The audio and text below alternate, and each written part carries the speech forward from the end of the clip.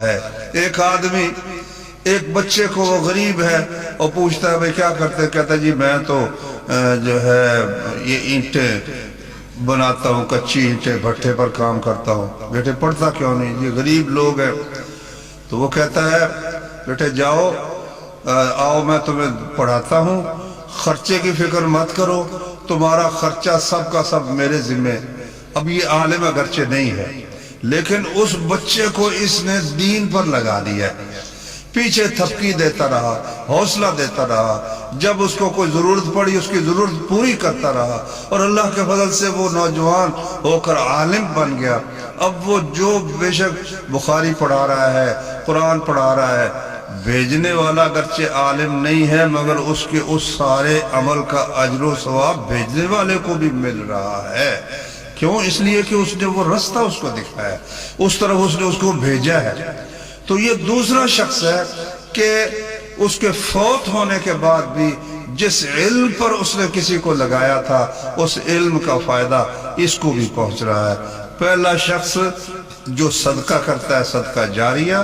دوسرا شخص علم یلتفع بہ، ایسا علم پھیلاتا ہے جس سے لوگوں کو نفع ہوتا ہے۔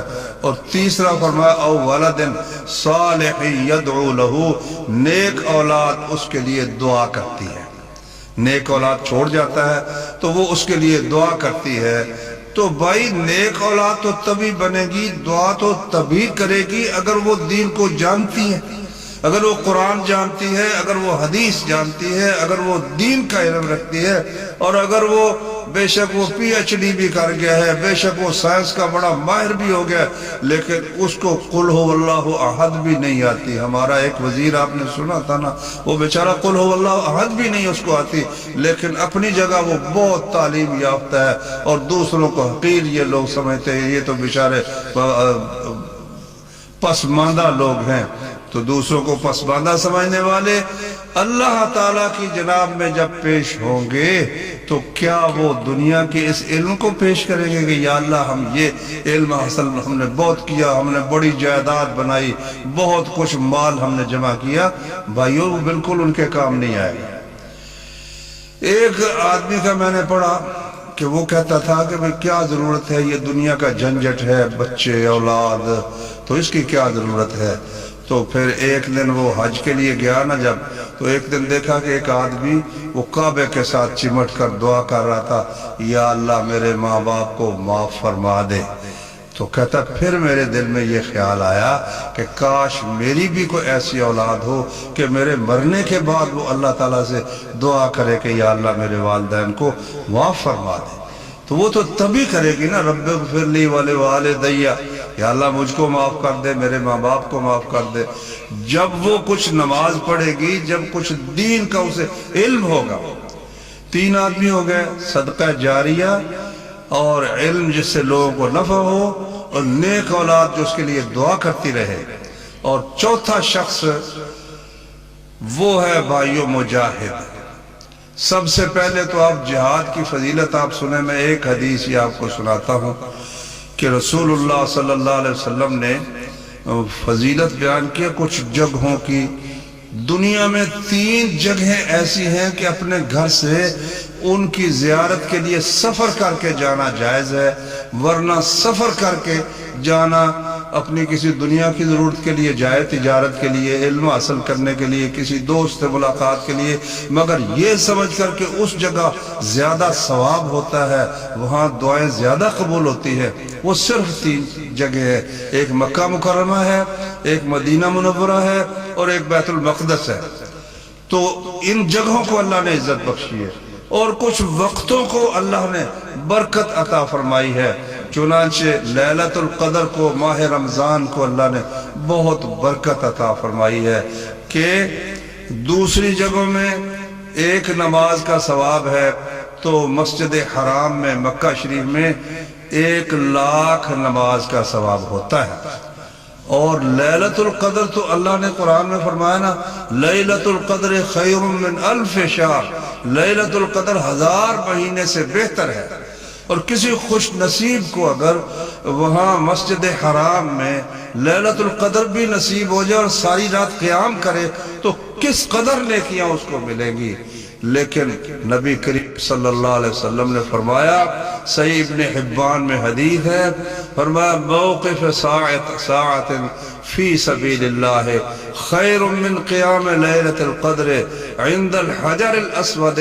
ایک گھڑی دشمن کے مقابلے میں اللہ کے راستے میں جہاد کے لیے کھڑا ہو جانا، ڈٹ جانا، یہ مسجد حرام میں بیت اللہ شریف کے پاس پوری لیلۃ القدر کے قیام سے ایک لمحہ افضل ہے. نبی کریم صلی اللہ علیہ وسلم نے فرمایا.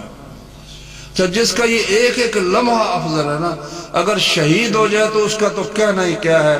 پہلے حافظ عبدالغفار صاحب نے اس کا بیان کیا ہے.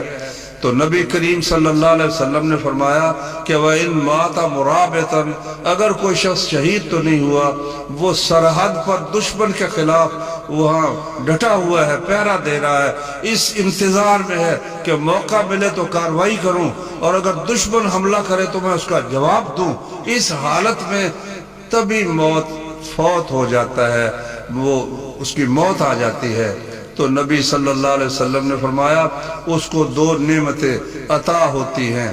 ایک نعمت یہ عطا ہوتی ہے اجری علیہ عملہ، یہ جو ایک لمحہ اس کا وہ حجر اسود کے پاس لیلۃ القدر کے قیام سے افضل تھا، یہ اجر و ثواب اس کا جاری رکھا جاتا ہے قیامت تک. یہ ثواب اس کا جاری رہتا ہے.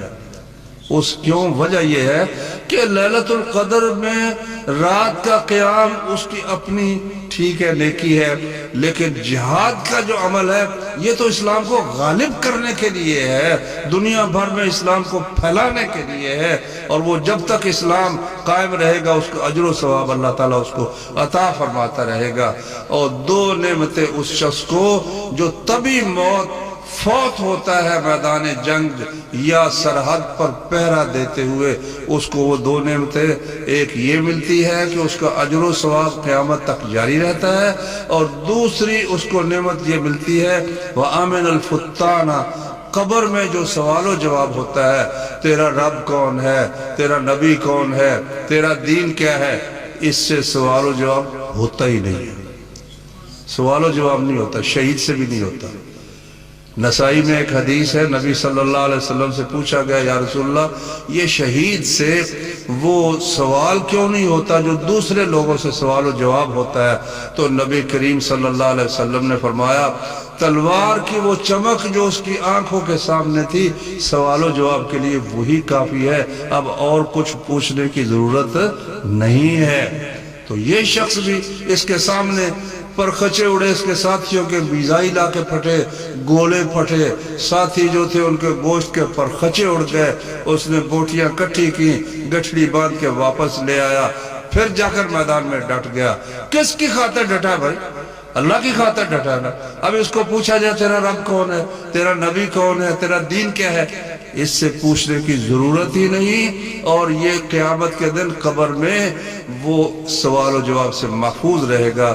یہ رسول اللہ صلی اللہ علیہ وسلم نے فرمایا یہ چار عمل ایسے ہیں ان کے لیے بھائیو علم حاصل کرنے کی ضرورت ہے، تعلیم کی.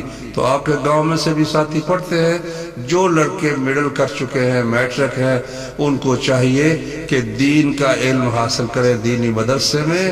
اور اگر رہ گیا میٹرک ایف اے بی اے، تو اب تو ویسے جو دنیا کے لیے بھی یہ کرتے ہیں نا، وہاں اس کو پوچھتا نہیں. ایک کلرک کی ضرورت ہو تو 200 ایم اے جو ہے نا وہ درخواستیں پیش کر دیتے ہیں، کو پوچھتا ہی نہیں، دھکے کھاتے پھرتے ہیں. اس لیے اس مقصد کے لیے ایم اے بی اے کرنا اور یہ بالکل فضول بات ہے بھائیو. اس کی بجائے آپ پھلوں کی ریڑھی لگا لیں تو شام کو زیادہ کمائی کر کے آپ لا سکتے ہیں. تو اس لیے وہ علم حاصل کرو جو ہمیشہ کی زندگی کی ضمانت دیتا ہے، قیامت کے دن کام آئے گا. اللہ تعالیٰ اس کے ذریعے سے جنت ہمیں عطا فرمائیں گے. تو اس لیے وہ، اور پھر یہ بھی اب سہولت ہوگی ماشاءاللہ کہ مدارس میں وہ ایف اے کی، میٹرک کی تعلیم کا بھی بندوبست ہے، ایف اے کا بھی، بی اے کا بھی ہے.